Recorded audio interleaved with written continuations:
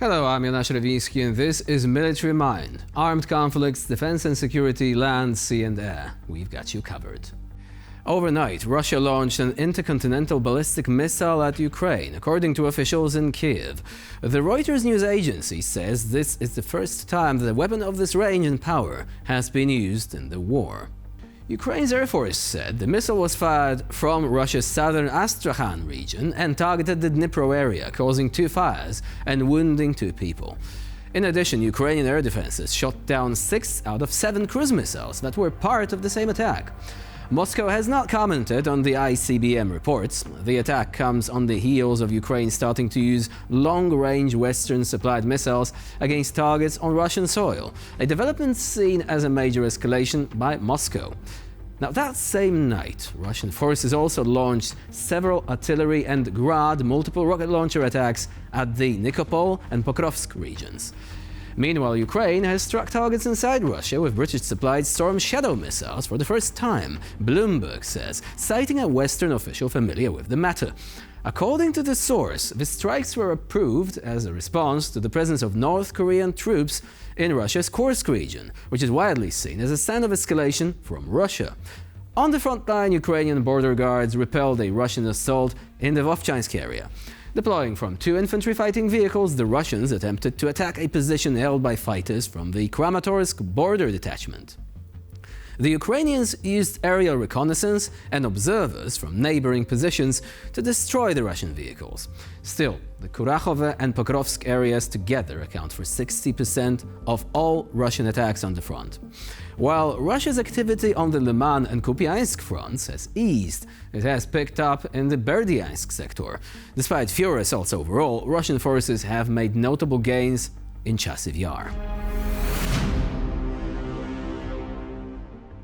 Now, we opened this episode with footage showing nighttime strikes on Dnipro, which have since sparked questions and speculation.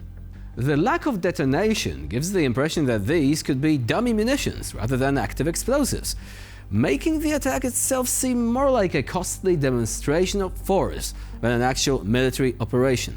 Was it a miscalculation or a deliberate message? Well, let's take a look.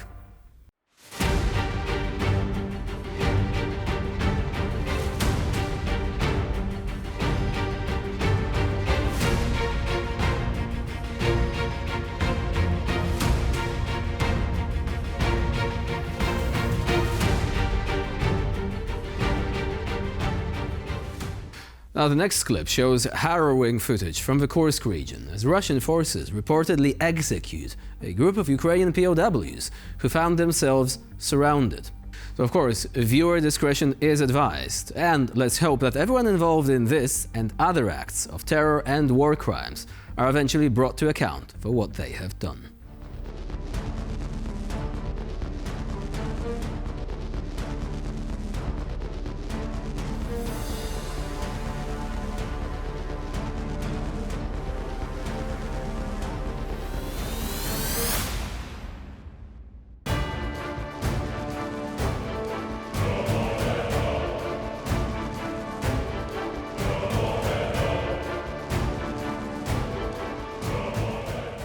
Coming up, a video showing Ukrainian forces intercepting Russian troops moving near the Oskil River in the village of Khlushkivka in the Kharkiv region. After the Russians entered a building, Ukrainian FPV suicide drones were launched to carry out a precision strike. Let's take a look at the aftermath.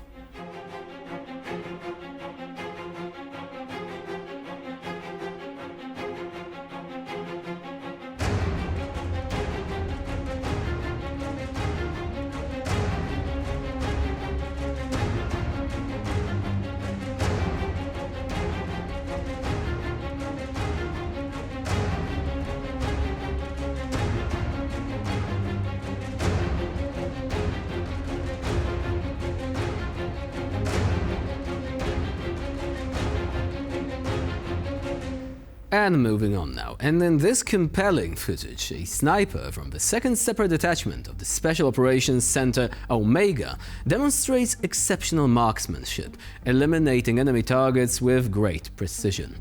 On the battlefield, there is no hiding from Omega's hunters, as evidenced by the video that follows.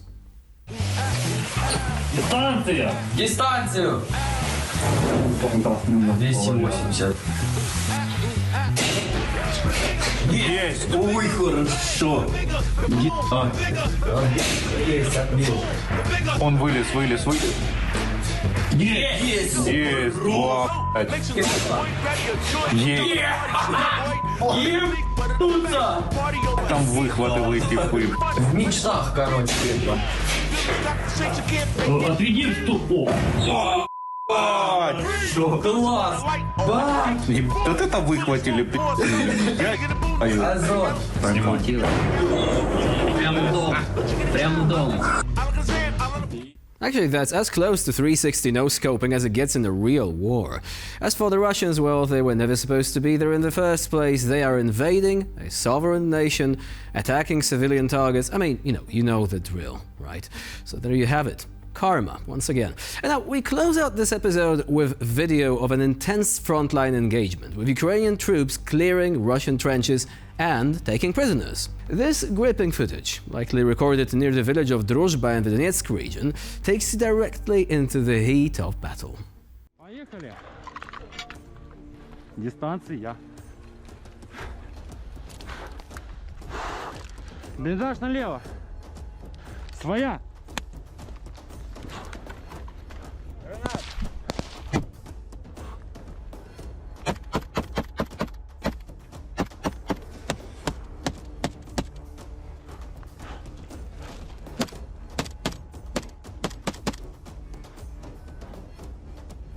Чисто. Хорош.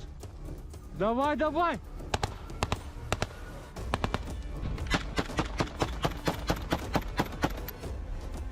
Русские, вы здесь? Гранату.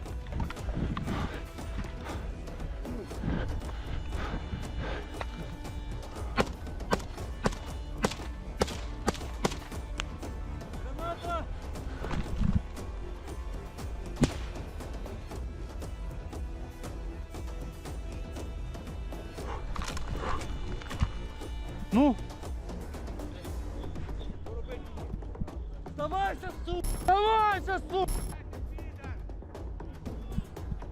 Давай, сука, руки вгору, выходи! Все, стою! Давай, выходи! Сколько вас? 1! Быстро выходи!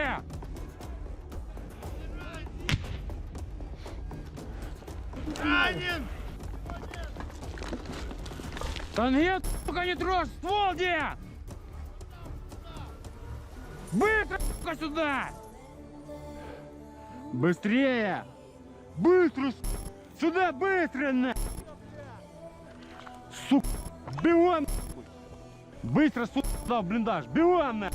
Бегом, сука! Бегом, блядь! Еще что есть в карманах? Рацию сюда! Сколько вас? Сколько вас?